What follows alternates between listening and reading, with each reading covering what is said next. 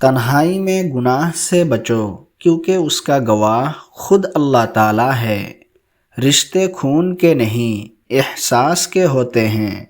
احساس ہو تو اجنبی بھی اپنے ہو جاتے ہیں، احساس نہ ہو تو اپنے بھی اجنبی ہو جاتے ہیں۔ ذلت اٹھانے سے بہتر ہے تکلیف اٹھاؤ۔ بہترین آنکھ وہ ہے جو حقیقت کا سامنا کرے۔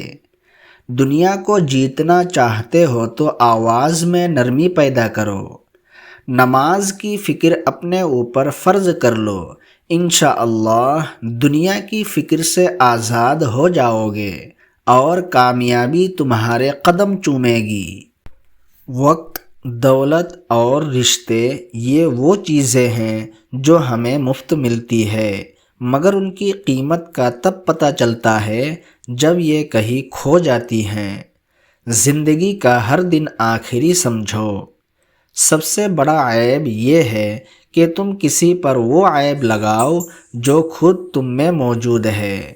انسان کی اچھی نیت پر وہ انعام ملتا ہے جو اچھے اعمال پر بھی نہیں ملتا، کیونکہ نیت میں دکھاوا نہیں ہوتا۔ انسان زندگی سے مایوس ہو تو کامیابی بھی ناکامی نظر آتی ہے۔ جب تمہاری جان کو خطرہ ہو تو صدقہ دے کر جان بچاؤ، اور جب تمہارے دین کو خطرہ ہو تو جان دے کر دین بچاؤ۔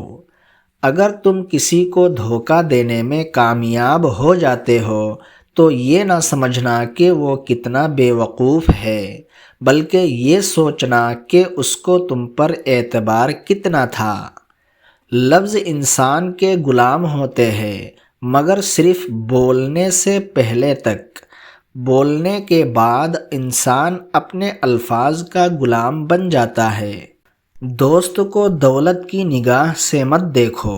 وفا کرنے والے دوست اکثر غریب ہوتے ہیں۔